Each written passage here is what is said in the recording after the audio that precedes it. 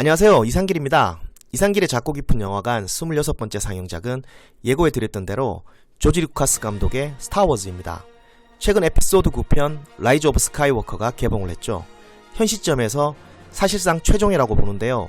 드디어 시리즈가 대단원의 막을 내리고 수십 년 동안 스타워즈 광팬으로서 살아온 만큼 이번 영상을 정성스레 준비하게 됐습니다. 그럼 스타워즈 시작하겠습니다. 인류 역사상 최악의 재앙이었던 2차 세계대전이 끝난 뒤 다시는 그런 참사가 되풀이되지 않아야 한다는 생각은 대중문화에도 적잖게 영향을 미칩니다. 그렇게 해서 탄생한 인류 문화유산과도 같은 위대한 판타지 작품이 두 편 있었으니 그게 바로 반지의 제왕과 스타워즈랍니다. 전자가 중세 판타지라면 후자는 스페이스 판타지죠. 두 작품 모두에서 2차 세계대전을 일으켰던 제국주의가 상징적으로 등장하는데요.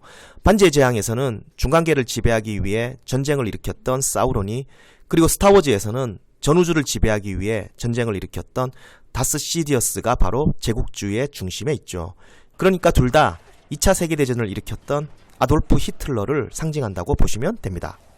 개인적으로 시작은 스타워즈가 먼저였습니다. 반지의 제왕이 영화로 만들어진 건 밀레니엄이 막 지나서였죠. 아무튼 제가 스타워즈를 처음 보게 된 건 초등학교 6학년 때였습니다. 비디오가 귀했던 그 시절, 당시 부자였던 우리 반 반장집에 놀러 갔다가 비디오로 처음 보게 된 것이죠. 반 아이들을 많이 초대해 꽤 여럿이 함께 봤는데 한마디로 충격이었습니다. 그 전까지 만화 영화로만 접했던 우주가 실사로 등장했기 때문인데요.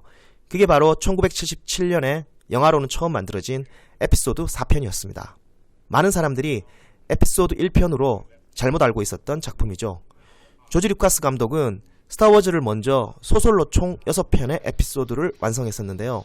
로봇 병사인 드로이드가 때로 등장하는 1, 2, 3편의 경우 당시 기술로는 실사화가 어려워 복제인간 병사들이 본격 등장하는 4편부터 제작하게 됐던 것입니다. 그날 이후 스타워즈를 다시 만나게 된 건 1987년 여름이었습니다. 당시 에피소드 6편이 개봉했었는데 부산 외갓집에 놀러 갔다가 사촌 동생들 손에 이끌려 보게 됐던 것이죠. 그런데 난 그게 스타워즈인지도 몰랐었습니다. 아니, 스타워즈가 뭔지도 몰랐죠. 초등학교 시절 반장집에서 봤던 그 우주영화의 제목을 까맣게 잊고 있었던 겁니다. 아무튼 영화가 끝나고 난 후 그때 그 영화의 후속편이라는 걸 겨우 알게 됐고, 이후 스타워즈는 내가 영화를 좋아하게 된 계기가 됐었답니다.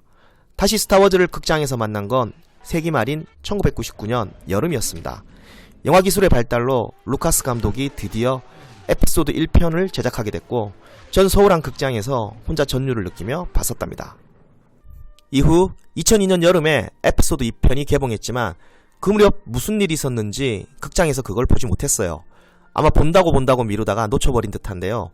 아무튼 에피소드 2편은 DVD를 빌려 친구 집에서 화면이 큰 프로젝트 TV를 통해 봤고, 3년 뒤인 2005년 5월에 개봉한 에피소드 3편은 그때로서는 사실상 극장에서 보는 마지막 에피소드라는 생각에 아예 개봉 전날 심야 프로로 대한민국에서 최초로 봤었답니다. 영화가 끝나니까 대략 새벽 3시 정도였던 걸로 기억됩니다. 아무튼 극장에서 보는 마지막 에피소드라는 아쉬움에 전 당시 블로그에 스타워즈 시리즈에 대한 포스팅을 역대급으로 제작해 올리기도 했었답니다. 그랬던 스타워즈는 10년 뒤인 2015년 12월에 에피소드 7편이 개봉하게 됩니다.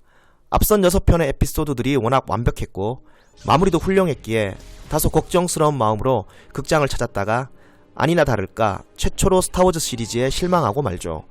한마디로 사족이었던 겁니다. 2년 뒤인 2017년 12월에는 다시 에피소드 8편이 개봉하게 되는데요. 이미 사족이라는 생각이었기에 기대도 안하고 극장을 찾았다가 역시나 실망을 하고 나왔답니다. 그리고 며칠 전 사실상 최종회라 할 수 있는 에피소드 9편이 개봉했고 아무런 기대 없이 스타워즈니까 그냥 습관처럼 상영관을 찾게 됐답니다. 와우, 근데 괜찮았어요. 무엇보다 에피소드 7편과 8편에서 어설펐던 설정들에 대한 이유가 확실히 나오는 게 좋았었는데요. 그 때문에 7편 이후부터가 더 이상 사족이 아니었다는 생각으로 잘 마무리할 수 있었답니다.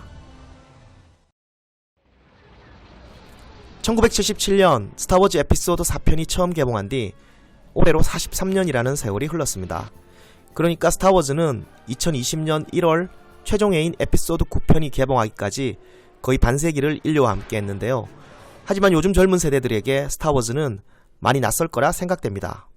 그래서 스타워즈가 낯선 이들에게 스타워즈를 보기 전에 반드시 알아야 할 사전 지식 몇 가지를 이제부터 알려드릴까 합니다. 먼저 스타워즈의 개략적인 스토리는 이렇습니다. 아주 먼 옛날 은하계 저편 너머는 인간을 비롯한 다양한 종족들이 수많은 행성에서 삶을 이어가고 있었고, 행성과 행성 간에는 자유무역이 이루어지고 있었습니다. 그때는 은하계 전체가 공화국 체제였고, 각 행성을 대표하는 이들이 민주적인 의회를 구성해 통치가 이루어지고 있었죠. 그런데 갑자기 어디선가 무역연합 세력이 등장해 은하계 외곽의 무역 항로를 무력으로 독점하기 시작하면서 평화는 흔들리기 시작합니다. 그러면서 공화국 내에는 분리주의 세력이 생기게 되고, 그것에 대항하는 공화국 소속 제다이 기사들을 지원하기 위해 공화국 의회는 군대 창설을 결정하게 됩니다. 그게 바로 클론, 즉 복제인간 병사들이었죠. 아무튼 분리주의 세력의 배후에는 다스 시디어스라는 악당이 있었는데요. 다스 시디어스가 누구냐면 바로 아미달라 여왕이 있는 나부 행성의 의원인 팔퍼틴입니다. 그는 공화국 의회 의장이 된 뒤 클론 병사들을 이용 전쟁을 일으켜 제국의 황제가 되죠. 스타워즈의 스토리는 크게 에피소드 1편부터 3편까지, 또 4편부터 6편까지, 그리고 7편부터 9편까지를 각각 한 묶음으로 보시면 됩니다. 1편부터 3편까지의 주인공은 바로 아나킨 스카이워커입니다. 타투인 행성에서 노예로 태어난 그는 어렸을 때 아미달라 여왕을 만나게 되고 커서 그녀와 사랑에 빠지게 됩니다. 제다이 기사들에게 사랑은 금기사항이지만 둘만의 비밀스러운 사랑은 루크 스카이워커와 레아 스카이워커를 낳게 되죠. 그리고 아나킨은 타투인 행성에 남았던 어머니의 잔인한 죽음 이후 포스의 어두운 면에 끌리게 됐고, 스승인 오비왕과의 마지막 결투에서 패한 뒤 기사회생에 다스베이더가 됩니다. 여기까지가 바로 에피소드 3편까지의 스토리입니다. 4편부터 6편까지는 다스베이더의 자식인 루크 스카이워커와 레아 스카이워커가 주인공이 되어서 이야기가 펼쳐지는데요. 특히 루크가 제다이 기사로 성장한 뒤 반란군들과 함께 제국에 맞서는 과정을 중심으로 그려집니다. 물론 그들은 승리하게 되고 은하계는 평화를 찾게 되죠. 이어 7편부터 이번에 개봉한 9편까지는 레이라는 소녀가 주인공인데요. 평화를 찾은 은하계에 다시 어둠의 그림자가 드리워지면서 이야기가 펼쳐집니다. 과연 어둠의 세력을 이끄는 인물이 누구이고 갑자기 등장한 레이의 정체는 또 무엇인지는 극장에서 직접 확인하시길 바랍니다. 스타워즈를 제대로 이해하려면 공화국 소속 제다이 기사들에 대해 알아야 합니다. 그들은 라이트 세이버라는 광선검을 무기로 사용하는데요. 사실 광선검보다는 그들이 갖고 있는 포스라는 힘이 더 무서운 무기죠. 염력까지 발휘하는 포스를 이용해 그들은 광선검으로 레이저 총도 모두 막아냅니다. 그런데 포스에는 밝은 면과 어두운 면이 공존하는데요.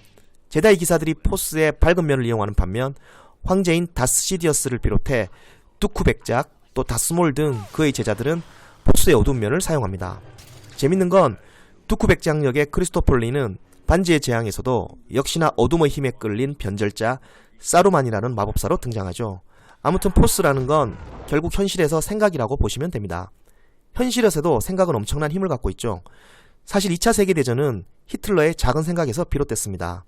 또 우리가 지금 이렇게 스마트폰으로 유튜브를 볼 수 있게 된 건 지금은 고인이 된 스티브 잡스의 생각에서 비롯됐죠. 전자가 포스의 어두운 면을 이용한 악당이라면 후자는 포스의 밝은 면을 이용한 영웅이 아닐까요?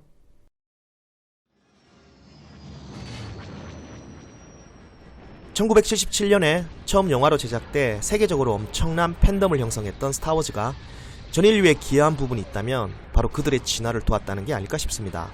그러니까 지구라는 매트릭스에 갇혀있던 우리 인간들의 의식을 우주로 확장시켰다는 것. 실제로 바바라 막스 허버드 같은 미래학자는 호모 사피엔스 사피엔스 이후의 인류는 호모 유니버살리스로 진화할 것이라고 했답니다. 그리고 우주적 인간이란 모든 생명체에 대한 사랑으로 가득 차 서로 협력하며 전체에 봉사할 준비가 되어 있는 새로운 인류를 뜻한다고 합니다. 그러거나 말거나 스타워즈는 그냥 스타워즈죠. 이 장대한 우주 대서사시에 이웃 따윈 필요 없지 않을까요?